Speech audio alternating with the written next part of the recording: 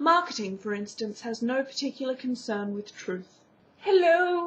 Long time no see. Well, it's been 2 weeks, and that's becoming a bit of a habit, so you might just want to, roll with that. But I really wanted to make a video today and talk about this amazing book I'm reading. It came out in like 2003, so it's a bit older, and it's obviously an Australian book. We've got the black cockatoo. And it is Death Sentence, The Decay of Public Language. I'm not entirely sure what I was talking about in the last take, but this is take 2! And I would show you on the production board, but I may or may not have just destroyed it by accident, so. No slate for you! Great work, Amy. Finally came up with an idea of how to start your videos, and then you broke it. It's got me written all over it. Actually, it did have my name written all over it, but So I started reading this book, which is all about the decay of public language, and as much as I'm not a huge public languager, I think it's absolutely brilliant, and I think it makes a really good case for the importance of public language and the importance of the understandability of public language, if understandability is a word. Meh. It's not like public thesis. And what I really wanted to just do is read you a couple of quotes from this awesome book and see if it spikes your interest. And if it does, look it up or borrow it from me when I'm done.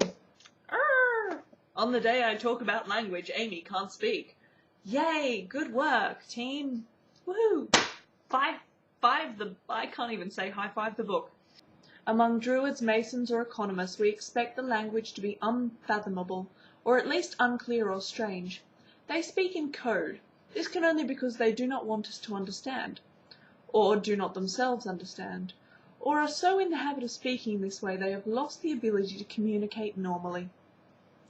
When we hear these sorts of language, it is therefore common sense to assume that this is a cult, or something like a cult, in the vicinity, and be alert, if not alarmed. My hair keeps getting in my face. My glasses used to work as like a magic, fringe pusher-backerer. Yeah, don't say that in the episode where you talk about language. Stupid, Amy. Stupid. Parrots never learn the language, but are smart enough to know, like people involved in marketing, that 1 or 2 catchphrases will satisfy most people.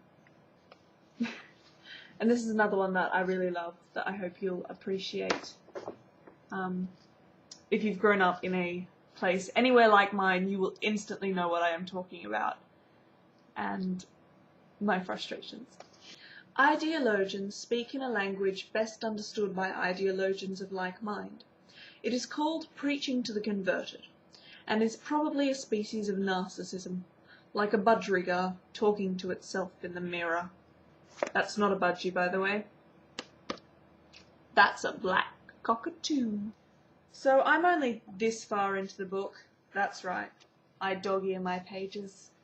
And you can't stop me. I guess I just really wanted to ask you guys what you thought about public language. Do you think it's decaying? Do you think it's where it should be? My issue, I guess, with public language is that I should probably define public language.